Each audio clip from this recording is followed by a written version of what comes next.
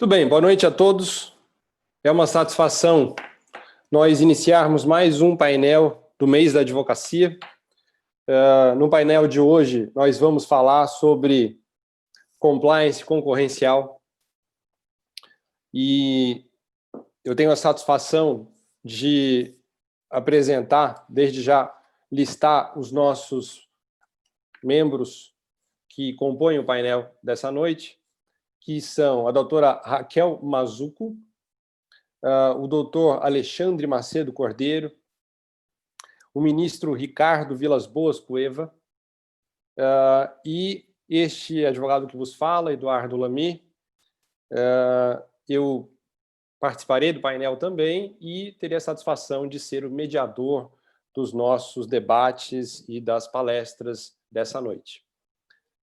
Nós teremos a duração de 90 minutos impreterivelmente, então nós temos uma duração que precisa ser respeitada com relação a isso. Cada um dos nossos palestrantes poderá falar aí até cerca de 20 minutos, sendo que vai ser importante que nós aproveitemos aí o conhecimento e o debate sobre esse tema tão polêmico, tão atual e importante, que é o compliance e a defesa da concorrência, a relação entre o compliance e a defesa da concorrência. Muito bem. O presidente Rafael Horner, que gostaria de dar as boas-vindas hoje para todos os participantes, teve um contratempo, não pôde vir no início da noite, então ele virá ao final, mesmo assim participará do painel ao final, fará uma saudação ao final, mas pediu então que eu fizesse essa mediação inicial do nosso painel. Ok, então, para falar inicialmente, a nossa primeira painelista será a doutora Raquel Mazzucco.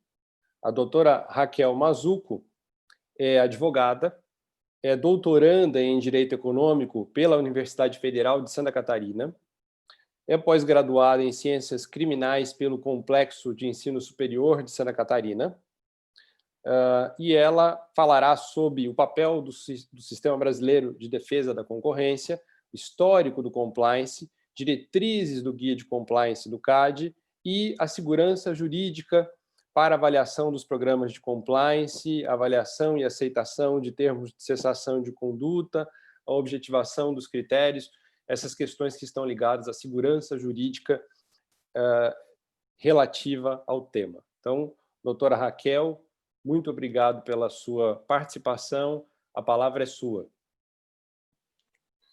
Boa noite a todos e a todas. Gostaria de agradecer imensamente a oportunidade de falar aqui, ao lado de profissionais tão qualificados. Gostaria de cumprimentar o Dr. Rafael, que embora não esteja presente ainda, eu faço então na pessoa do Dr. Lamy. Cumprimentar também o Dr. Alexandre, superintendente-geral do CAD, com quem eu tenho a honra de trabalhar em Brasília. Trabalho hoje na Superintendência Geral do CAD, aqui em Brasília. Gostaria de cumprimentar também o doutor Ricardo, excelentíssimo ministro, Ricardo Cueva, que também já foi conselheiro do CAD, com certeza abrilhantará o nosso painel com a sua experiência. Bom, queria cumprimentar também o doutor Braulio, que é o presidente da Comissão de Estudo e Defesa da Concorrência e Regulação Econômica da OAB, e também os membros da comissão, da qual eu faço parte, já que a comissão tem feito um excelente trabalho, ganhando espaço já junto às demais comissões de defesa da concorrência das outras seccionais. E gostaria de cumprimentar também a comissão de compliance, na pessoa do Dr. Lamy, e a ESA, pela organização do evento. Queria também dizer que eu estou muito grata por representar aqui as mulheres que têm atuado cada vez mais e com mais qualificação no direito da concorrência. Bom, compliance concorrencial busca, então, prevenir e reduzir o risco a violações específicas das normas concorrenciais e também oferecer mecanismos para detecção de eventuais práticas anticoncorrenciais. Mas acho que antes de a gente falar de compliance especificamente, é importante lembrar um pouquinho qual que é o objetivo da nossa Lei de Defesa da Concorrência. A política de concorrência, ela deve promover um ambiente concorrencial saudável, ou seja, um bom funcionamento do mercado, porque isso vai gerar inovação, vai gerar liberdade de escolha para os consumidores, com melhores produtos e serviços, com mais qualidade e com preços mais baixos. Por isso que é muito importante a atuação do Sistema Brasileiro de Defesa da Concorrência, e especialmente do CAD, onde eu trabalho. No controle das condutas e das estruturas, o CAD tem 3 frentes de atuação. A atuação preventiva cuida da análise prévia de atos de concentração econômica, a atuação repressiva, que cuida da investigação e punição de infrações à ordem econômica, e a função educativa, que a gente chama de advocacy, né? Que é a disseminação da importância do ambiente concorrencialmente saudável. E aí também é muito importante o compliance dentro dessa frente de atuação. As nossas condutas estão previstas no artigo 36 da Lei 2.529, e as nossas multas por conta dessas condutas podem atingir um percentual de 20% do valor do faturamento bruto da empresa no último ano do exercício de instauração ao processo. Para as pessoas físicas ou associações, esse valor também é alto. Pode chegar até 2 bilhões de reais. Sem falar que nós temos ainda as penas acessórias, como proibição de contratar com o poder público, proibição de participar de licitações ou alienação de ativos. Temos outras, né? Eu acho importante trazer um pouquinho do histórico do que já foi feito pela autoridade antitrust, de um modo geral, em relação à compliance, para a gente entender onde estamos e onde queremos chegar.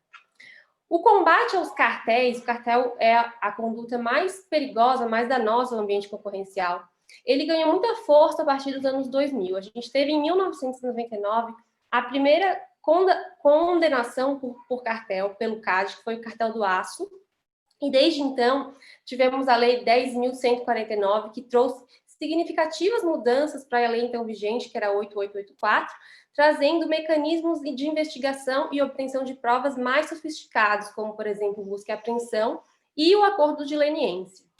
O que isso gerou? Isso gerou multas mais pesadas por conta da detecção desses cartéis. Eu posso citar como exemplo o cartel dos gases hospitalares industriais, que foi multado em 2010 no valor de 2,9 bilhões de reais. Foi a multa mais alta da história do CAD até então. Em 2014, a gente também teve o cartel do cimento, multado com 3,1 bilhões de reais. E é nesse contexto que o compliance começa a ser tratado como algo mais importante no ambiente concorrencial. E o setor público começou a notar a importância de implementar políticas para estimular esses tipos de programa. Como, por exemplo, a SDE, a extinta SDE, Secretaria de Direito Econômico, editou a Portaria 14, que definia o Programa de Prevenção de Infrações à Ordem Econômica, o PPI. Era uma espécie de selo de qualidade a empresas que aderissem ao programa. Havia, então, alguns requisitos legais, era uma norma curta, com 9 artigos, e, mediante requerimento do interessado e análise da efetividade desse programa, poderia se dar a redução das penas aplicadas pelo CAD. No entanto, essa iniciativa não teve aderência efetiva das empresas e não trazia garantias nem para a empresa e nem para o Ministério da Justiça. Depois, em 2007, a gente vê mais uma movimentação do CAD. Ele inseriu no seu regimento interno o artigo 129A, que trazia a possibilidade de aplicação de um programa de prevenção de infração à ordem econômica nos casos de apresentação de propostas de compromisso de cessação. E, a partir de então, muitos precedentes do CAD foram adotados em relação à adoção de programas de prevenção em termos de compromisso de cessação. Depois, a gente pode até falar da OCDE, em 2011, que elaborou um estudo referente à necessidade de promoção de programas de compliance, identificando, dentre alguns fatores, o estabelecimento de uma cultura de competição. E em 2011, nós tivemos a promulgação da nossa lei, a lei atual, que é a Lei 2.529, que não fez alusão expressa a programa de compliance e de prevenção à infração à ordem econômica. No entanto, não é por conta disso que não haja esforços das autoridades de defesa da concorrência. Pelo contrário, acredito que há sim esforços na proliferação e no desenvolvimento desses programas. E um exemplo disso a onda de combate à corrupção, a partir da lei anticorrupção, ela deu um boom e foi meio que um estopim para que programas de compliance fossem aderidos com mais efetividade. A lei anticorrupção, ela trouxe fator de atenuação da pena por conta da implementação de programas de compliance, Isso foi muito importante para o CAD, porque a relação entre corrupção e infração à ordem econômica é muito simbiótica. A gente sabe que fraude em licitações, em compras e contratações públicas, elas se materializam muitas vezes por conta de uma colusão entre os agentes econômicos, ou seja, um cartel. Então, nós temos, por exemplo, no CAD, muitos processos administrativos em andamento que são decorrentes da Lava Jato. E por isso que o compliance concorrencial, ele não pode ser implementado isoladamente. É importante que o compliance concorrencial, ele seja parte de um programa amplo e abrangente de integridade e ética corporativa.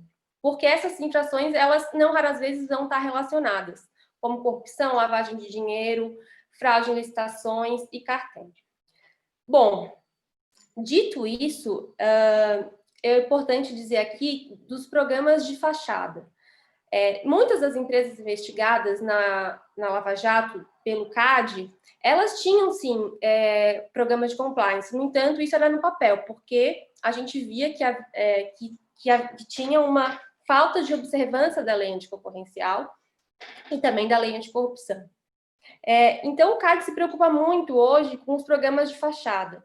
E por isso viu-se a importância de se fazer um guia, que foi quando, em 2016, o CAD elaborou um guia, que é o Guia de Programas de Compliance.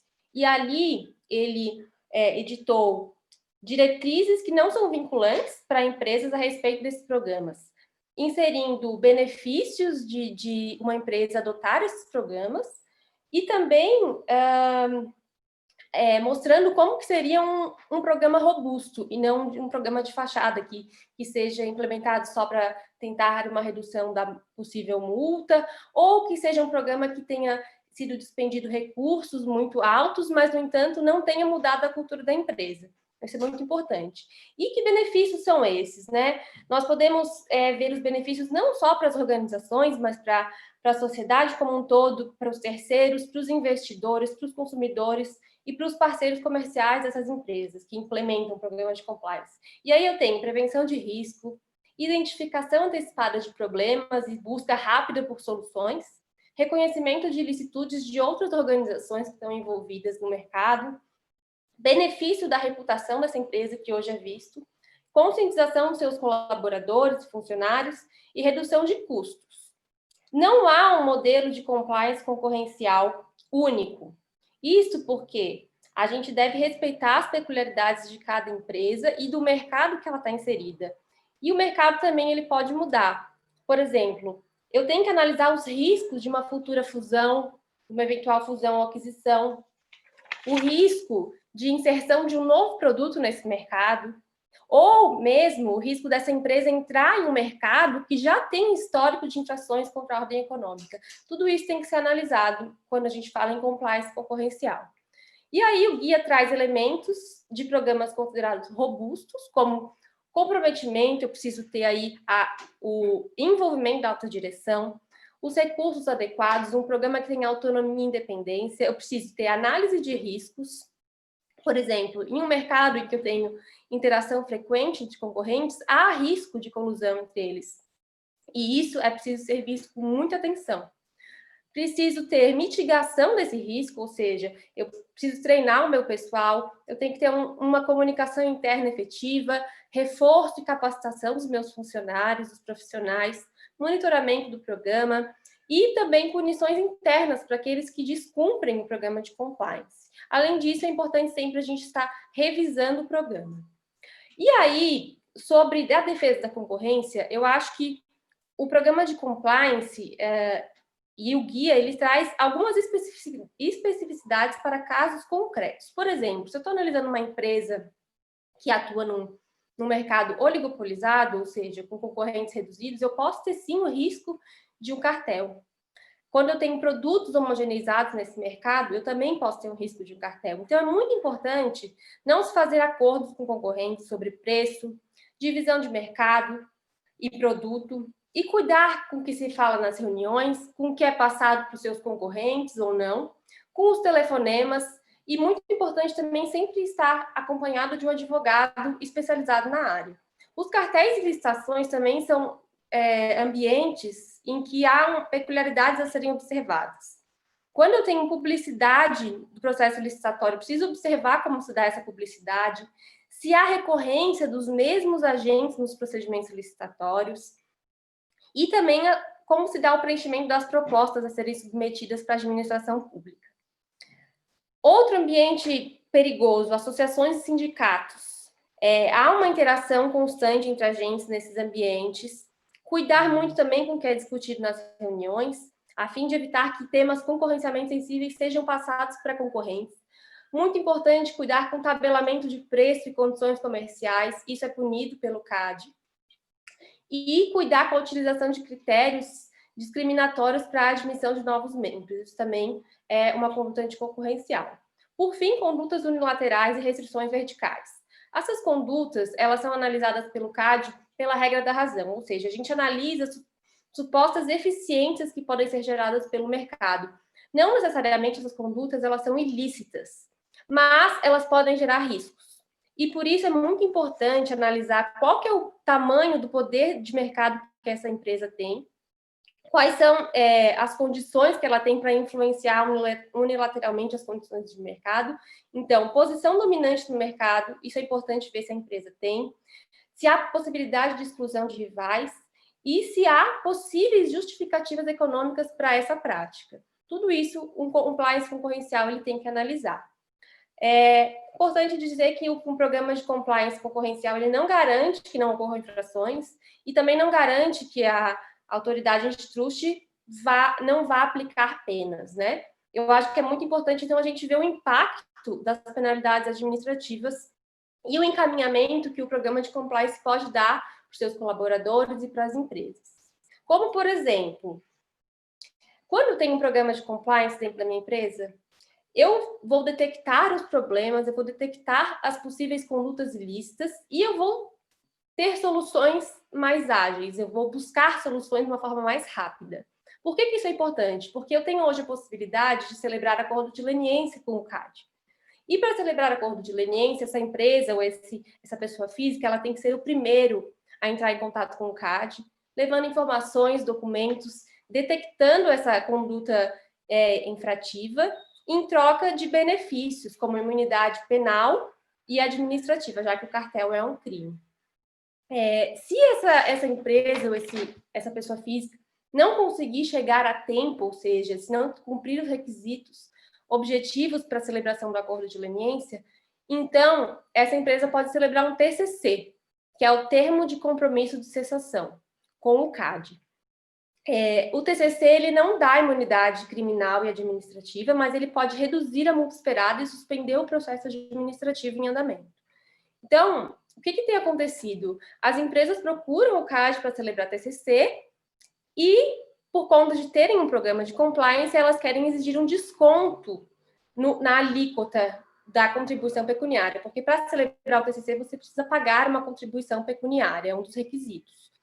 Acontece, sim, que em alguns casos a Superintendência Geral já deu esse desconto por conta de compliance, mas isso não é uma regra. Isso é muito importante dizer, o doutor Alexandre depois pode corroborar com essa informação, mas os TCCs e programas de compliance, eles são analisados com muita parcimônia, com muito cuidado, né? A gente tem que ver se esse programa de compliance já existia à época do fato, se desse programa de compliance houve a descoberta do ilícito investigado ou não, e se as condições do próprio acordo, tem que ver quanto tempo esse acordo vai durar e como que esse programa de compliance ele vai estar relacionado com o TCC. Além de TCCs e leniência, eu posso ter as consultas. As consultas são um instrumento que as empresas podem se valer para consultar o CAD, ou seja, o tribunal do CAD pode ser consultado acerca da aplicação da legislação antitrust. Por exemplo, se a empresa está cometendo uma possível conduta anticoncorrencial, mas ela não tem certeza se essa conduta é legítima, é lícita, ela pode fazer uma consulta ao CAD e o tribunal vai dizer se essa conduta é legítima ou não. Além disso, a empresa pode requerer na dosimetria da pena, um desconto, uma atenuação no cálculo da multa por conta de programa de compliance, com base na boa-fé do infrator, que é uma atenuante prevista lá no nosso artigo 45, é o inciso 2 do artigo 45, salvo engano. Bom, essas eram as minhas considerações.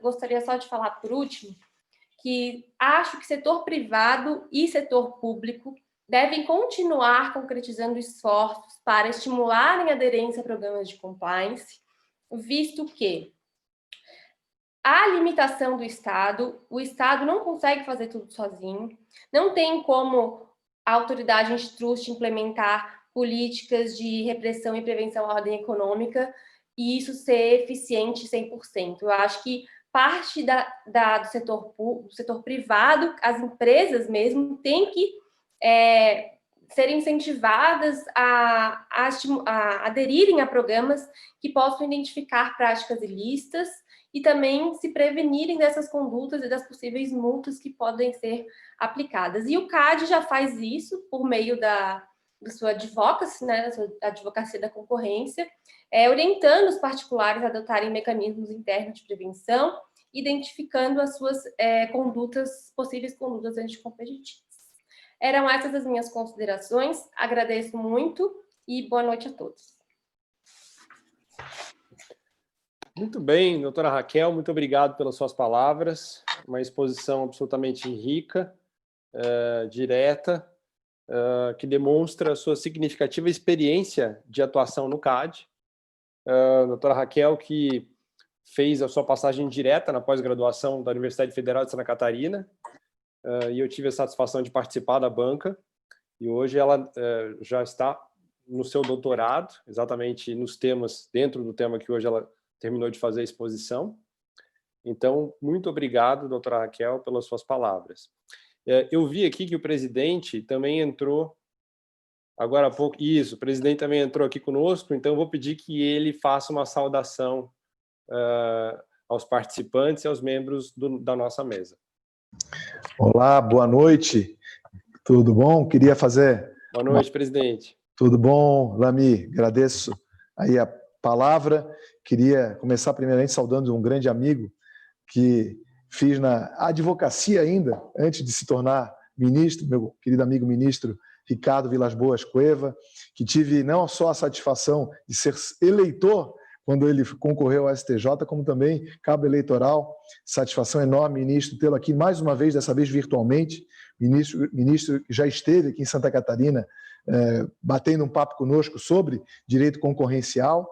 Saudar também nossos pratas da casa, doutor Braulio, doutora Raquel, satisfação enorme tê-los aqui, e o doutor Alexandre Cordeiro, que é também um outro ícone aí do direito concorrencial. Satisfação enorme, é uma honra, mais uma vez, nesse mês da advocacia, ter tantas autoridades na área do direito concorrencial, compartilhando conhecimento com os colegas catarinenses, e uma gratidão enorme nossa de poder estar nesse momento aqui invadindo esse espaço, já que o especialista, o dono da casa aqui são Braulio e o Lamy, né, que estão aí se ceroneando, mas fiz questão de invadir hoje apenas, principalmente para saudá-lo em público, né, saudar o nosso ministro e os demais palestrantes que estão aqui conosco. Então, Lamy, retorno a palavra. Parabéns pelo evento, parabéns. Eu sei que esse painel foi um painel organizado por você, junto com o Braulio. Satisfação enorme, né? E parabéns pela eleição dos convidados, todos de alto calibre, que só engrandecem a advocacia catarinense. Muito bem, presidente, muito obrigado pelas palavras, obrigado pela atenção, pela participação aqui conosco. O presidente está convidadíssimo a ficar conosco aqui durante o painel. E eu queria dizer também que essa parceria entre as comissões de defesa da concorrência e a comissão de compliance é muito profícua. Nós, não apenas nesse evento, já fizemos outras iniciativas conjuntas, faremos também no ano que vem, na conferência estadual. Então, é uma satisfação muito grande que a gente pudesse organizar esse painel e ter realmente pessoas e palestrantes tão gabaritados participando na noite de hoje. Então, para dar continuidade ao nosso painel, eu vou convidar agora o doutor Alexandre Macedo Cordeiro. Doutor Alexandre Macedo Cordeiro é superintendente-geral do Conselho Administrativo de Defesa Econômica, o CAD, é auditor de carreira da Controladoria Geral da União, é doutorando em Direito Econômico pela Universidade Federal de Minas Gerais e, portanto, nós convidamos o doutor Alexandre Cordeiro para proferir a sua palestra. A palavra é sua. Muito obrigado. Bom, obrigado, doutor Eduardo. Obrigado pela apresentação. Em primeiro lugar, eu queria agradecer o convite feito pelo senhor, feito pela AB de Santa Catarina, feito pelo Braulio. É uma satisfação muito grande participar desse evento. Queria cumprimentar o presidente Rafael. Eu tenho uma alegria muito grande de sempre participar dos eventos da AB de Santa Catarina. Eu prefiro, sinceramente, fazer presencialmente, porque eu gosto tanto dessa cidade, uma cidade tão bonita, com pessoas tão agradáveis, que eu sempre gosto de hora que me chamam, eu não hesito. Acho que eu nunca neguei um convite, já estive várias vezes na OAB, mas eu acho que o pessoal também não aguenta mais me ouvir, né? Eu tive umas 3, 4 vezes aí falando de concorrência, leniência, e isso é um papel importante da comissão de direito da concorrência e da OAB, tentar trazer um pouco essa parte do direito, que é um direito, às vezes, esquecido nas cadeiras das faculdades de direito. A maioria das faculdades não tem direito concorrencial, então você começa a estudar, a ver direito concorrencial na pós-graduação, e aí a coisa fica mais difícil, né? E é importante levar essa cultura da concorrência, que a OAB tem esse papel, porque imagina um estado rico como Santa Catarina, com essa quantidade de empresa, que representa uma parcela significativa da economia brasileira, né? É importante que as empresas tenham essa cultura da concorrência e entendam o papel das instituições neste contexto todo do direito econômico. Portanto, queria parabenizar aí a Comissão de Defesa, a Comissão de Direito Concorrencial, aí, Direito Econômico da OAB. Queria cumprimentar meu amigo ministro Ricardo Vilas Boas Cueva. Acho que deve ser a 59ª live que a gente participa junto, né, ministro? Toda vez a gente vai participar de uma live de concorrência, e é sempre uma aula. Eu gosto de falar, acho que esse evento vocês escolheram errado a ordem, eu gosto de falar sempre depois do ministro Cueva, porque aí eu consigo aprender tudo que ele fala e depois tentar repetir alguma coisa. Então, dessa vez, a hora que eu vou falar, eu vou ficar prejudicado aí, mas paciência, né? Bom, brincadeiras à parte, eu queria começar de onde a Raquel parou. E a gente nem combinou, apesar da Raquel trabalhar comigo, a gente nem combinou. Mas ela falou uma coisa interessante: incentivar as empresas a fazer compliance, né? Se você parar para pensar o que é o compliance mesmo, compliance tem uma característica interessantíssima, que para além de toda aquela história de entrar na cultura da empresa, das pessoas serem conscientes de que tem que ser ético, de que ser ético é bonito, isso é muito importante, não se descarta. Mas o mais importante é você criar um ambiente que possa incentivar que as empresas entendam o compliance como uma possibilidade de maximização da sua utilidade. Isso é importante. Compliance não pode ser custo para a empresa. Compliance tem que ser um instrumento de maximização de lucro ou de diminuição dos prejuízos da empresa a partir de uma análise de risco. É assim que tem que se definir compliance. E aí é uma série de coisas. Compliance não é aquela história de one size fits all. Não pode. Cada compliance tem que ser moldado específico para cada empresa, a partir da atividade que ela exerce e dos riscos que ela incorre. Exemplo, se tem uma empresa que recebe grande parte do seu faturamento oriundo de contratações públicas, essa empresa tem que ter uma preocupação muito grande com compliance anticorrupção, com compliance concorrencial. Se você tem uma empresa que tem muita mão de obra, compliance trabalhista, e por aí vai. A análise que é feita do modelo de compliance específico para cada empresa depende da atividade que ela exerce e dos riscos que ela incorre. E olha que interessante o compliance concorrencial. A concorrência está, evidentemente, em todos os mercados. E, portanto, uma empresa ela tem que se preocupar com a concorrência, com uma diferença entre condutas unilaterais e condutas colusivas. Evidentemente que quanto maior o poder de mercado de uma empresa, maior a preocupação concorrencial que ela deve ter, tendo em vista o tamanho da sua responsabilidade e os problemas que essa empresa pode gerar no mercado, seja via conduta unilateral ou por meio de uma conduta colusiva, que é o que a gente chama de cartel. Então, o compliance tem, na verdade, na sua essência, uma estrutura de incentivos, ele tem que estar inserido dentro de uma estrutura de incentivos em que as empresas olhem para a estrutura de compliance e digam: isso é importante para a minha empresa porque agrega valor. E aí começa a orientação de você ter ou não um compliance, sendo de fachada ou não, a partir de uma orientação top-down da empresa. Daqui a pouco eu vou entrar num tema bem específico e bem espinhoso, que é bastante discutido, mas que foge um pouco da mesmice da discussão do compliance. Mas antes, eu queria só deixar isso claro, o quão importante é uma estrutura de determinada instituição, de determinado direito, para que uma empresa esteja inserida e, a partir daí, entenda a importância ou não de ter uma estrutura de compliance. Vamos analisar, por exemplo, se tem... Imagine que a gente vive num país onde a instituição CAD ou a autoridade antitrust não tem um enforcement, ou seja, você não tem nenhum risco de ter uma detecção ou ser apenado em função de uma conduta anticompetitiva. Qual é a estrutura de incentivos dada para uma empresa criar um custo em um ambiente em que ela jamais será punida? Seria apenas por convencimento de todas essas empresas e do seu corpo de funcionários e da sua diretoria de que o compliance realmente tem que ser seguido, que as pessoas têm que ser éticas e por aí vai? Será que isso funcionaria? Ou não tem que ser uma junção dos dois? O Estado fazendo o seu papel, aumentando o seu enforcement, aumentando a probabilidade de detecção, e quando descoberto o ilícito e realmente provado a responsabilidade, fazer a responsabilização adequada, gerando justamente aqueles dois efeitos da pena, que é o dissuasório e o retributivo, e, a partir daí, gerando uma estrutura e uma cultura do enforcement, sabendo que ali realmente existe um risco de punição.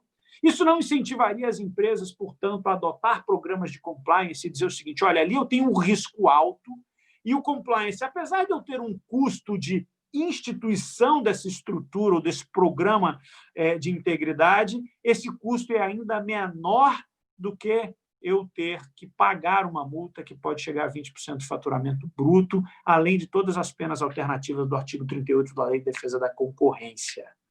Quando você tem essa estrutura, todas as empresas olham e pensam o seguinte: olha, realmente acho que não vale a pena ir para o lado ilícito. E aí, mais uma vez, para quem trabalha com direito administrativo sancionador ou direito sancionador de uma maneira geral, vale a pena ler aquele artigo do Gary Becker, Crime and Punishment Economic Approach, que é o berço. Tem várias outras teorias que decorrem dela, do utilitarismo, mas que é importante entender como é que ele, de uma maneira muito simples, né, pelo menos a fórmula inicial é muito simples, de como ele cria essa estrutura de incentivos. Né? E tem um determinado momento no artigo que ele diz o seguinte: olha, uma pessoa resolve ir para o lado da ilegalidade e não para o lado da ilegalidade a partir de uma análise dos dois payoffs. Ou seja, se o setor ilegal paga mais do que o setor legal, há uma tendência de migração do setor legal para o setor ilegal. E aí, para se resolver esse problema, tem duas maneiras. Ou você aumenta o custo do setor ilegal, ou você aumenta o payoff do setor legal. O ideal é que se combinem as duas formas. E o compliance entra exatamente neste contexto. Você cria um incentivo para que as empresas se mantenham no setor legal, você aumenta o seu enforcement para poder aumentar o custo do setor ilegal e mostrar que, olha, apesar de, às vezes, você ter um prêmio melhor, mas você pode ter um custo tão alto que não justifique o prêmio que você supostamente adquiriria com uma conduta ilegal, que é o efeito daquela fórmula. A dissuasão é igual o benefício do ilícito menos probabilidade de detecção vezes pena, essa segunda parte, entre parênteses, que é o que a gente chama de custo da pena. Isso é o berço da análise econômica do direito criminal. Então, lógico, daí vale a pena quem gostar, seguir na doutrina e entender como isso está atualmente. Mas o compliance entra aí. A partir do momento que você tem uma estrutura de compliance, você mitiga o seu risco de detecção, por exemplo, da autoridade antitrust antes do própria estrutura de compliance. Lembrando que a estrutura de compliance não te dá a garantia de que você vai detectar todos os ilícitos. Mas quando você tem uma orientação top-down e cria uma estrutura para poder realmente explicar para a empresa como deve ser agir corretamente e criando a sua forma de fazer todas essas análises, as auditorias e os mecanismos de detecção, educando e instruindo seus servidores, seus funcionários, é muito mais fácil que você, antes mesmo da autoridade, detecte o ilícito e, a partir daí, corra à autoridade para fazer um acordo de leniência, como muito bem lembrou a doutora Raquel. E, a partir daí, você tem um benefício interessantíssimo. Quem chega primeiro no rio bebe água limpa. Então, quem chega primeiro para fazer a leniência vai ter uma imunidade criminal e uma imunidade administrativa. Quem chega em segundo lugar não tem a imunidade criminal, mas vai ter apenas um desconto na pena, o que já é uma grande vantagem. No entanto, existe aí, portanto, a diferença muito grande do primeiro para o segundo. Essa é a primeira vantagem, por exemplo, da estrutura de compliance. Para além disso, vale lembrar que compliance não é uma coisa nova, gente. Vamos lá, cumprir regras é um negócio que todo mundo tem que fazer por obrigação. E já existia diversas estruturas de compliance antes. Por exemplo, as auditorias de controle interno de cada empresa, os escritórios de fiscalização e por aí vai. Só que isso evoluiu para uma estrutura maior e foi dado um nome mais moderno para essa estrutura, e evidentemente que quando se dá um nome em inglês para alguma coisa, tem uma tendência a gente gostar mais, né? E dizer, nossa, realmente agora eu sou um profissional de compliance. Mas às vezes o cara já era, há muito tempo que ele era o chefe da auditoria interna da empresa. Entendeu? E ele, além de fazer toda a investigação, ele dizia, olha, aqui vamos juntar a auditoria interna agora com a estipulação das normas e fazer com que isso vire realmente uma orientação e entre na cultura da empresa. Daí deu-se o nome de compliance e virou essa coisa legal que a gente está vendo ultimamente. E que, para ser sincero, tem mudado o país, né? E tem mudado o país não é porque é bonito fazer compliance, não, é porque a estrutura do país está sendo mudada.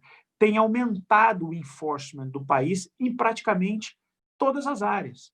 No direito criminal, no direito administrativo sancionador, no direito tributário, e as pessoas têm entendido, olha, se eu não cuidar da minha própria casa, se eu não andar de maneira adequada, eu vou ter um problema muito sério. Ou seja, eu vou não mais maximizar o que eu pretendo no final do dia como empresa, que é lucro. É isso. E o lucro seja por uma imputação de um custo financeiro, de uma multa ou de uma pena acessória, que às vezes pode ser mais gravosa do que a própria aplicação da multa, como proibição de contratar, como a obrigação de divisão da empresa, por exemplo, venda de ativos, como a indicação, por exemplo, para outras instituições de não conceder benefícios fiscais e econômicos, como para as pessoas físicas a proibição de exercício de comércio. Pode ser uma questão financeira ou pode ser uma questão moral. E moral de que maneira? O que a gente chama de blame and shame. Está lá no inciso 1 do artigo 38, a obrigação, por exemplo, da empresa condenada fazer a publicação dessa condenação nos jornais de grande circulação. Isso pode ter um efeito, muitas vezes, muito pior do que a própria aplicação da penalidade. Mas quando a empresa tem o compliance, descobre o ilícito e cria essa própria narrativa para poder fazer esse blame and shame por si só e vai à administração pública, repara o dano, esse efeito é mitigado. O efeito moral é mitigado. Isso é importantíssimo. Isso maximiza, evidentemente, a satisfação da empresa. A gente tem uma preocupação, a gente vê a preocupação das empresas no CAD muito grande de não serem condenadas.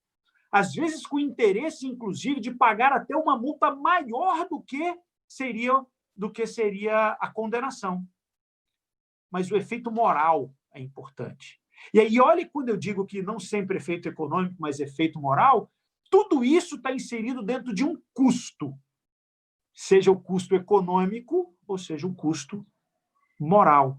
Mas isso vale para que a empresa só pese exatamente quais são os incentivos postos à mesa e tome a decisão de cometer ou não o ilícito. Então, eu vou só falar mais uma... Eu não vou me alongar demais, eu também nem sei quanto tempo eu ainda tenho para falar, eu estou com essa mania de não olhar no relógio quando eu começo, e aí eu fico perdido. Mais um minuto, doutor Alexandre. Tem quanto tempo? Mais um minuto. 1 minuto, tá vendo?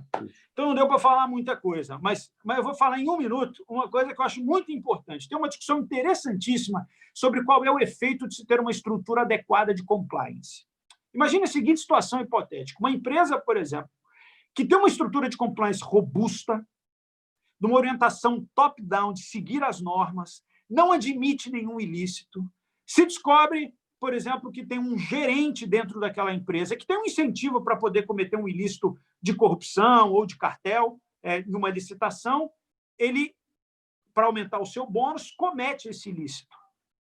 A estrutura de compliance da empresa vê aquilo, descobre, a administração nem sonha, a administração pública nem sonha que aquilo está acontecendo, ela descobre aquilo, vê que está errado, abre o procedimento interno, pune o empregado, repara o dano e vai à administração pública e conta tudo o que aconteceu. A pergunta que eu deixo no ar para os senhores é: vocês acham que essa empresa deveria ser punida pela administração pública? Ou o compliance pode extinguir a punibilidade quando ele é realmente efetivo? Alguns vão dizer, não, mas ela não teve culpa. Se não teve culpa e nem dolo, então não deve ser punida. Só lembrar que a Lei de Defesa da Concorrência, por exemplo, como a Lei Anticorrupção, nelas se aplica a responsabilidade objetiva para a punição das empresas. Portanto, não há que se discutir dolo e culpa. Eu tenho como efeito do compliance apenas a redução da penalidade ou é possível a extinção da punibilidade? Eu vou deixar a pergunta, porque, de repente, para não estourar meu tempo, eu respondo ela no momento do debate, no momento das perguntas. Então, mais uma vez, eu queria agradecer o convite da OAB de Santa Catarina, da Comissão de Direito Econômico, e, para mim, é uma satisfação muito grande estar aqui, como eu disse. Obrigado pela oportunidade e eu estou à disposição para responder as perguntas que vierem aí da plateia. Muito obrigado. Doutor Alexandre, muito obrigado pela sua brilhante exposição. Essa pergunta final é sensacional. Algumas obras aí têm quebrado a cabeça para poder responder isso, não é fácil, é uma pergunta hoje sem resposta, mas a gente pode realmente fazer um debate aí se houver tempo. Lembrando que o doutor Alexandre vai participar da nossa conferência estadual em maio do ano que vem, então ele estará em Santa Catarina, estará conosco e ficamos muito felizes que ele goste de vir para cá, né? Então vai ser uma satisfação recebê-lo na conferência no ano que vem, doutor Alexandre. Eu queria, antes de passar a palavra ao ministro, eu queria passar a palavra ao doutor Braulio, para que ele também fizesse uma saudação como presidente da Comissão de Defesa da Concorrência. Doutor Braulio, se for possível também uma rápida manifestação por parte da Comissão de Defesa da Concorrência, acho que seria interessante passar a palavra ao doutor Braulio. Boa noite, professor Eduardo, professor doutor Eduardo Lamy, nosso membro da OAB aqui recebendo as autoridades, presidente Rafael Warne, minha gratidão eterna por ter acreditado na possibilidade de Santa Catarina criar uma comissão de defesa da concorrência e todo o apoio que a OAB tem dado para inserir a advocacia catarinense em ramos modernos da advocacia, como é o caso dos dados, como é o caso das dispute boards, o caso da arbitragem, e novos ramos da advocacia que a advocacia catarinense precisa ocupar. Saudar o doutor Alexandre Cordeiro, agradecimento imenso por sempre acatar os nossos convites, sempre estar junto à OAB de Santa Catarina, acreditar também que a advocacia catarinense também pode ocupar seus espaços no direito antitrust, que é um ramo novo da advocacia. Saudar a doutora Raquel Mazzucco, que também é uma excelente pesquisadora do direito antitrust, teve obteve passagem automática para o seu doutorado na Universidade Federal de Santa Catarina e trabalha muito bem no acordo de leniência dentro da defesa da concorrência. E saudar o nosso ministro do STJ, doutor Ricardo Vilas Boas, Vossa Excelência Ricardo Vilas Boas, que foi conselheiro do CAD e também foi um grande percursor do direito da defesa da concorrência. É uma honra muito grande para mim, como presidente da Comissão de Defesa da Concorrência, estar recebendo essas autoridades junto à nossa OAB de Santa Catarina. E, como diria um grande magistrado brasileiro, hoje eu quero apenas ser o algodão que vai estar entre os cristais. Hoje eu queria que vocês brilhassem e iluminassem aí a nossa plateia, que virtualmente deve estar sendo muito satisfeita pelo conhecimento de Vossa Excelência. Muito obrigado a todos. Muito bem, doutor Braulio. E eu quero dizer que é sempre uma satisfação a nossa parceria na vida acadêmica, na vida profissional, uma alegria muito grande de dividir contigo as iniciativas nas comissões e fora delas, né? Bom, agora, o ministro Ricardo Vilas Boas Cueva pediu para que ele falasse por último, só que ele também tem uma limitação de horário, 8 horas. Então, eu vou fazer aqui uma exposição também sobre compliance concorrencial, e aí, dentro do horário correto, passo a palavra ao ministro para que ele possa fazer também a sua palestra. O que eu vejo que é importante, na minha opinião, nós falarmos? Eu penso que eu vou começar também na provocação, aproveitar a provocação do doutor Alexandre, para falar um pouquinho sobre o que eu acho que é, né? Vou dar a minha opinião. Então, na minha opinião, o que nós temos aqui é uma situação de não admissão processual. Típica hipótese de inadmissibilidade do processo por falta de condição da ação em relação a esse processo, especialmente no caso do processo criminal. Provocada pelo compliance, mas provocada pelo compliance nas circunstâncias em que essa conduta fica claramente demonstrada, a seriedade do compliance é demonstrada, em que a alteração, ou pelo menos a preocupação da instituição realmente é demonstrada quanto a punir responsáveis, quanto a ela mesma denunciar aquilo que foi feito, levar isso para a autoridade pública, de tal forma que nessa circunstância você passa a ter, né, dentro do processo, é algo que vai além da inexigibilidade de conduta adversa, né? É algo que retira dentro dessa lógica de admissão da própria ação penal o interesse do Estado de fazer realmente a punição. Tá? Então, eu retiraria o interesse do processo penal nesse caso. Mas vejam, existem várias teses, tanto de diminuição da pena, e a gente pode discutir por que uma deveria ser ou por que outra deveria ser, mas o fato é que é inegável a influência do compliance sobre a sociedade brasileira, como disse o doutor Alexandre, e é também inegável a importância de nós desenvolvermos cada vez mais a seriedade e a nossa capacidade de avaliação dos programas de compliance. Então, o que eu acho que seria essencial nós considerarmos? Primeiro, muitas vezes, advogados, quando vão analisar compliance, eles pegam aquele conceito tradicional, né? Você vai dizer o seguinte, conceito legal de compliance. Compliance seria respeitar norma, né? Em outras palavras, o conceito clássico de compliance é cumprimento normativo voluntário. O problema é que, como o tema é muito interdisciplinar, dizer que compliance é o cumprimento normativo voluntário não é errado, mas é insuficiente. Por quê? Porque o compliance, ao mesmo tempo, especialmente no mundo corporativo, consiste na principal técnica de governança corporativa. E eu diria mais, hoje, especialmente nos últimos 20 anos, tornou-se a mais efetiva técnica de governança corporativa. Então, sobre o prisma interdisciplinar, nós não conseguimos entender compliance apenas com a cabeça de quem advoga ou de quem pensa o mundo a partir apenas do sistema jurídico. E esse é um primeiro ponto essencial, o aspecto interdisciplinar, para que a gente possa ter compliance efetivo.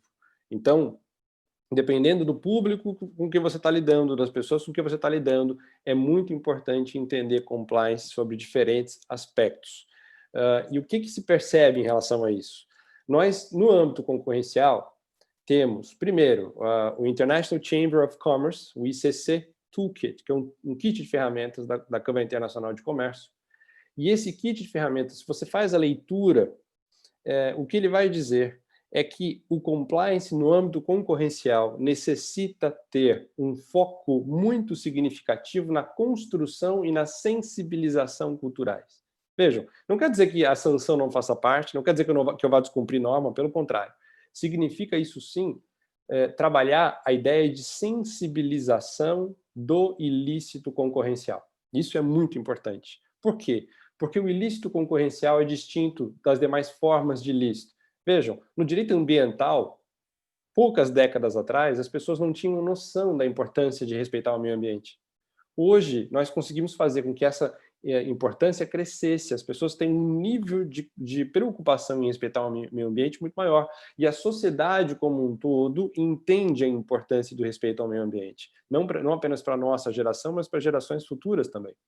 Então, a mesma coisa acontece em relação ao direito concorrencial e a importância de proteção da livre concorrência. A sensibilização de uma forma distinta de ilícito depende de técnicas.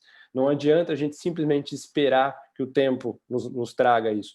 Ela depende de técnicas. Depende de você fazer com que as pessoas, de uma forma ou de outra, percebam a importância desse ilícito concorrencial. Eu comecei a trabalhar com o desenvolvimento de programas de compliance no ano 2000. Naquela época, raramente se falava em compliance no Brasil e não se tinha muita discussão a respeito da aplicação do compliance no Brasil fora das normas de FCPA do direito norte-americano. Então, naquela época, eu me lembro que eu queria muito trabalhar com direito processual e direito empresarial, etc.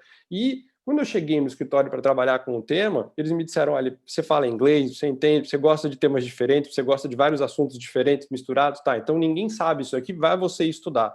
E me colocaram numa salinha cheia de pastas com todo tipo de material diferente e eu tinha que descobrir o que fazer, como criar rotinas de FCPA e como assessorar o programa de compliance de uma multinacional. Então, desde aquela época, o que ficou claro para mim é que eu precisava, o principal critério para que o compliance funcionasse é que eu tinha que dividir as pessoas com quem eu tinha que trabalhar a partir da capacidade intelectual delas.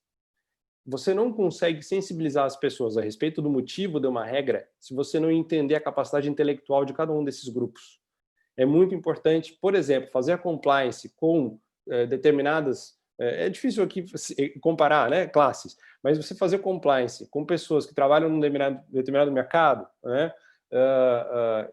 comparado com pessoas que trabalham no outro mercado, isso é completamente diferente. Não apenas porque o mercado é diferente, mas também e principalmente porque a sensibilização da mensagem, a compreensão do conteúdo é distinta.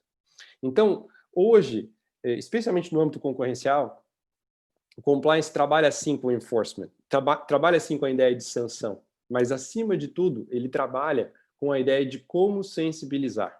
É impressionante como você tem técnicas distintas. Eu posso sensibilizar por dinâmicas de grupo, eu posso sensibilizar por demonstrar as consequências para a sociedade. E a forma de fazer essa demonstração pode utilizar hoje em dia tecnologia, pode utilizar vídeos. A imagem é uma aliada muito grande em relação a isso, mas o fato é que você precisa, no caso concreto, ser criativo e sempre pensar a maneira de sensibilizar grupos e organizações a partir da realidade delas. Então, essas características são muito importantes. Agora, o que nós percebemos? Né? A gente percebe que a ideia de enforcement e de compliance clássica é muito voltada para a noção de sanção. E ela é muito voltada para a ideia, vejam, de uma sanção um pouco distinta daquilo que acontece no âmbito concorrencial. Por quê? Porque quando eu tenho compliance, né, e eu tenho lá o oficial de compliance, que é aquele cara chato, que todo mundo tem medo quando ele chega perto, que é aquele que sempre impõe limites, ele é quase uma figura paternal, né, aquele cara que diz até onde você pode ir, o que é certo e o que é errado dentro da empresa. Pois é, essa figura de oficial de compliance, a lógica dele é sanção. A lógica dele é você castigar, é você punir pessoas que internamente façam algo de errado. E você investigar o tempo inteiro se existe algo de errado. Agora, quando nós trabalhamos com o âmbito de sensibilização, o exagero da figura da sanção pode atrapalhar. Não necessariamente atrapalhar, mas ela pode atrapalhar essa ideia de sensibilização. O ideal pelo menos na minha experiência, é que sanção e sensibilização trabalhem conjuntamente dentro de um plano estratégico, ok? Então, o compliance funciona, é um plano estratégico que trabalha sanção e sensibilização conjuntamente, né? Vejam, quais são as espécies de compliance concorrencial que nós podemos ter? Primeiro, o compliance que é feito fora do CAD. Você não tem PA no CAD, você não tem, né, ainda um processo administrativo específico com relação a qualquer ato anticoncorrencial, mas você faz isso previamente, né? A doutora Raquel falou bastante sobre isso, o doutor Alexandre falou também bastante sobre isso. Agora, eu posso ter ainda, em virtude de um TCC, por exemplo, o início de um trabalho de estruturação, de um trabalho de compliance, e nesse caso eu terei um PA. Né? Assim como eu posso ter compliance em empresas, não necessariamente em decorrência do acordo de leniência, porque não é exatamente o caso, mas em empresas que fazem compliance em decorrência da lei anticorrupção, e aí eu terei um compliance nesse caso, não tão focado na questão concorrencial, mas também terei compliance nessa situação, e isso vai me ajudar a fiscalizar essa organização. Por que eu digo isso? Porque eu diria que um dos pontos do compliance concorrencial é exatamente o fato de que existe um guia, especialmente no Brasil, por conta do CAD, que demonstra as diretrizes daquilo que você pode fazer. Mas existem aspectos do compliance concorrencial que a gente percebe ainda podem ser, na minha opinião, desenvolvidos, aperfeiçoados, né? E quais são os principais que eu acredito que a gente poderia ver? Primeiro, como é que eu trabalharia a multa junto com a sensibilização? Né? Se eu percebo que o compliance é sério, no sentido de que existe realmente um tom que vem de cima, no sentido de que a diretoria está realmente comprometida, mas ainda assim, eu preciso fazer com que utilize a sanção para que as pessoas possam cumprir o compliance, o que se poderia fazer? E aí são ideias que a gente traz aqui para uma eventual discussão, ou hoje ou uma discussão futura. Primeiro, trabalha-se sim com um desconto da multa a partir do compliance, mas na hipótese de descumprimento, é isso que eu acho importante, porque trabalhar com um desconto é algo que em algumas situações, dependendo da situação concreta, não se tem feito, né? E também não se tem critérios claros para quando isso poderia acontecer e não poderia acontecer. Isso vai depender do desenvolvimento da jurisprudência do CAD ao longo dos anos. Mas o fato é, quando você, especialmente dentro de um TCC, tem o estabelecimento de um programa de compliance, e esse programa recebe um desconto no valor de contribuição daquilo que vai ser feito pelo compromissário, pela empresa, e aí essa empresa descumpre, seria interessante, absolutamente lícito, plausível, aumentar, duplicar, triplicar o valor da multa. Né? Por quê? Porque você está recebendo um desconto no valor da contribuição e você está recebendo uma sanção em decorrência da multa. Ora, aqui eu estou fazendo um compliance, exigindo seriedade no compliance, mas eu estou trabalhando também com a lógica de sanção pecuniária em relação ao compliance. Então, as empresas, se forem fazer, vão ter que fazer com seriedade. Esse é o primeiro ponto. Né? Então, é uma forma de você casar uma coisa com a outra. E é isso que eu vejo que em algumas situações, ou às vezes o CAD aceita, mas não tem esse incentivo também em relação à parte pecuniária, ou às vezes trabalha-se muito mais a questão de punição, com multas altas desde o momento do TCC, ou de negociações em valores muito próximos, às vezes próximos até do que seria o valor da multa final, independentemente de você ter realmente um programa de compliance dedicado, sério, você possa realmente exigir. Né? Então, eu diria que esses são pontos que são importantes. A ideia de sensibilização, que a gente fala tanto, muitas vezes também sensibilização dos atores como um todo, para que a gente pudesse fazer com que as duas coisas agissem conjuntamente. E o outro ponto, já terminando também a minha fala, que já estou aqui no meu último minuto, para já dar a palavra ao ministro, é que é muito importante, o doutor Alexandre falou muito sobre isso, a gente percebe que os compliances todos perante, especialmente compliance concorrencial hoje, quando você tem o PA, com muita frequência se analisa se existe, você exige isso, que haja um canal de confiança, que haja um manual de conduta concorrencial, que haja o tone from the top, que haja eventualmente mailings periódicos, que haja treinamentos, mas a análise de risco, que é o aspecto de governança que é tão essencial, o doutor Alexandre falou muito bem, a análise de risco, as matrizes de risco, que são pontos essenciais dentro da governança de compliance, pelo menos na minha experiência, né, pelo menos na minha experiência, no âmbito concorrencial, não é algo que tem sido tão exigido,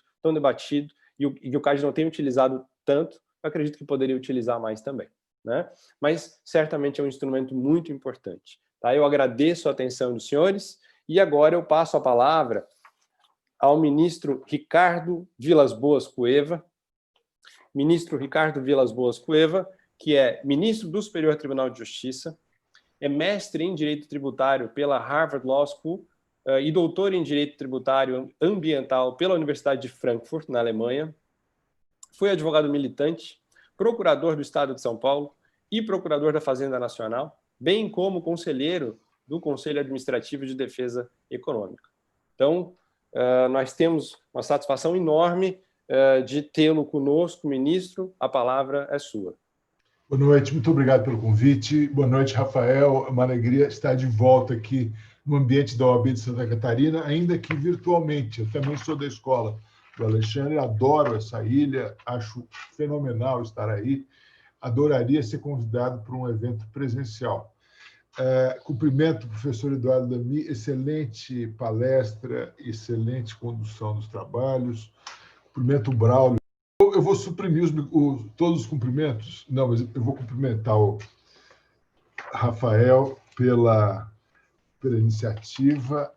Vou esperar ser convidado para um evento presencial em Santa Catarina, que é sempre um lugar muito interessante, não só pelas pessoas, pelas belezas naturais, mas como um centro intelectual, né? A universidade produz pensadores, professores muito importantes, é sempre bom estar aí. Cumprimento o professor Eduardo Lamy pela condução dos trabalhos, pela palestra objetiva e que tocou pontos sobre os quais eu vou falar, o Braulio também por essa iniciativa, a Raquel também pela palestra brilhante, e o Alexandre, que é amigo já de inúmeros eventos e com o qual eu tenho dialogado sempre que eu sou convidado para falar de um evento nessa área, depois de 12 anos afastado dela, eu ligo para o Alexandre e falo: Alexandre, o que você tem de material aí? E ele, generosamente, me passa o material todo.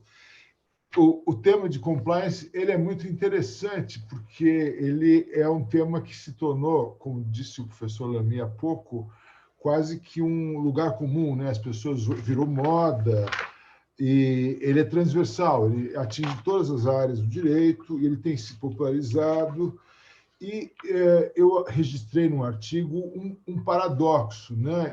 Ele nasce praticamente com o direito antitrust, modernamente, e o direito anticorrupção também, mas ele acaba tendo uma penetração e uma importância muito maior na prática do direito anticorrupção e da governança estatal. Nós temos a lei das estatais aqui e em vários outros, do que no direito antitrust. Há um descompasso enorme entre o discurso das autoridades antitrust e a prática delas.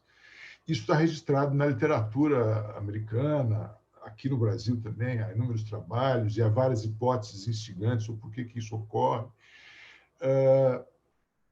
Em suma, teme-se, com razão, acho que o fato de as autoridades da concorrência serem integradas por economistas, a cabeça é outra, a racionalidade é outra. O que se pensa ali, isso já foi tocado antes, é que se você fizer um estímulo muito grande a programas de conformidade, você dará alimento a um tipo de predação regulatória. O agente econômico ele vai fazer cálculos, ele vai verificar o que é mais interessante fazer. Então, há um fundado receio de que esses programas possam desincentivar o cumprimento adequado da norma, que, segundo a maior parte das autoridades da concorrência, já é adequado, porque as sanções são muito rigorosas e atingem também as pessoas físicas, com penas severas, sobretudo nos Estados Unidos, de prisão pelos ilícitos mais graves de cartel, e o benefício que se pode obter do cumprimento da lei é o próprio cumprimento da lei e nada mais do que isso. Então, há um certo discurso dissonante. Já houve uma norma da STE que foi editada anos atrás, depois revogada, não pegou.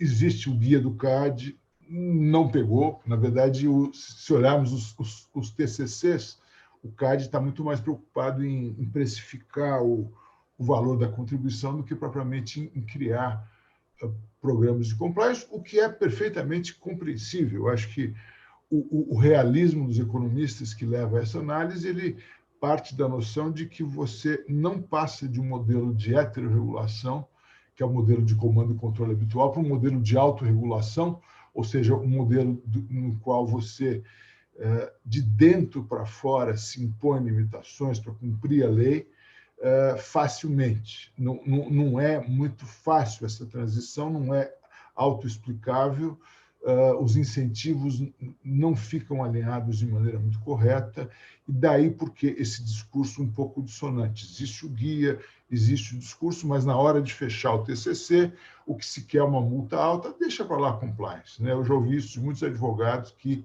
investem muito nisso e falam, mas o CAD não está nem aí, porque a gente não vai...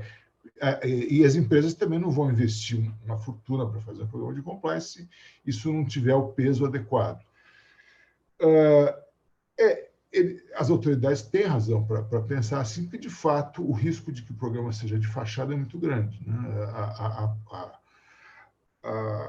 Faltam alguns parâmetros objetivos para avaliação, né, dos programas de compliance, talvez além do guia, deve se avançar um pouco mais com técnicas de avaliação do risco de que aquele determinado programa de compliance seja programa de fachada, e para isso precisaríamos de critérios mais objetivos, precisaríamos também de um protocolo de monitoramento dos programas de compliance adequado. É difícil, ninguém sabe como fazer isso, existem auditorias para tudo e o papel aceita tudo, é muito difícil, mas é importante insistir que haja uma evolução nesse sentido, e é importante também que se procure criar, junto às entidades de auditoria, alguma regra técnica de auditoria, como existe na Alemanha, que preveja como deve ser feita a auditoria da auditoria, né? Como deve ser feita a vigilância do vigilante. E isso servir como um tipo de compliance da compliance que sirva para que a autoridade da concorrência tenha um parâmetro objetivo para verificar se aquele programa ele é robusto ou se ele é de fachada. E aí sim caberia discutir a questão dos descontos na punição, né? Os descontos na sanção, eles são muito polêmicos, difícil quantificar. A lei a lei atual, no artigo 45, ela prevê ali critérios muito vagos e não fala explicitamente de compliance como um fator de mitigação, ao contrário da lei anticorrupção, da lei das estatais.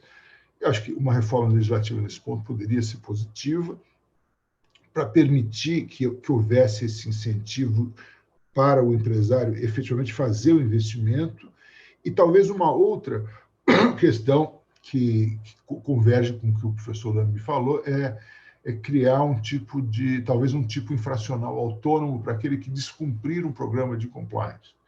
Existem dois modelos aí, né? No modelo alemão, você tem uma infração administrativa com pena de até 1 milhão de euros.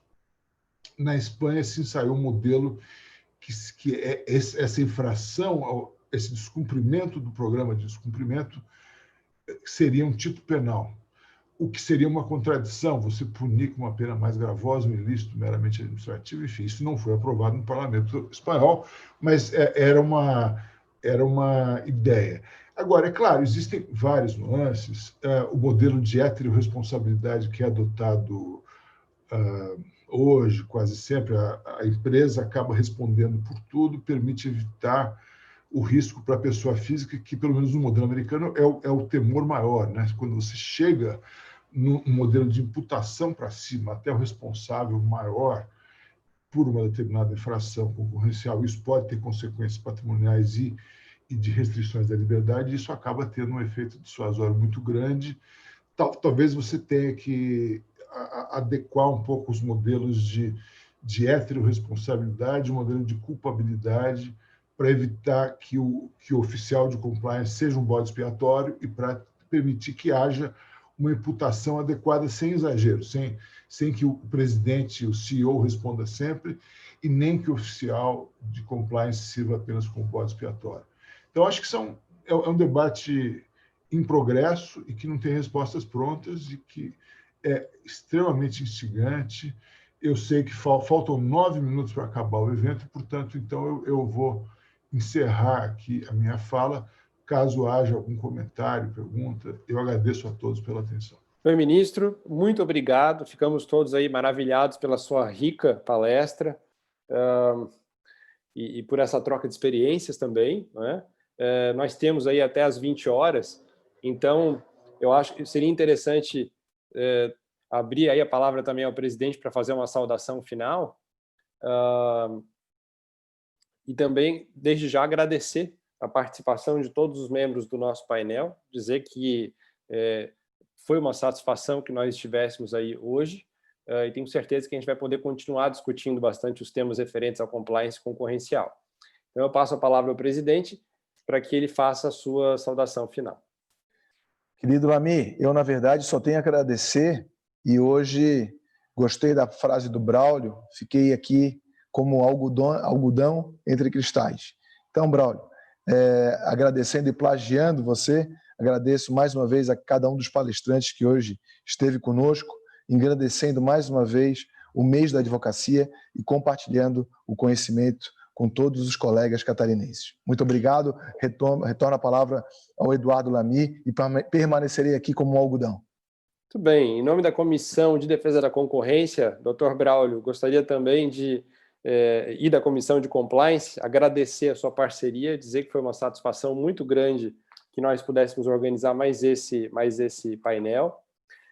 E aí eu quero cumprimentar os nossos participantes, né? Além do presidente Rafael Horn, a doutora Raquel Mazzucco, o doutor Alexandre Macedo Cordeiro e o ministro Ricardo Vilas Boas Coelho, né? Muito obrigado pela atenção de todos aqueles que nos assistiram também e um excelente mês da advocacia para todos nós.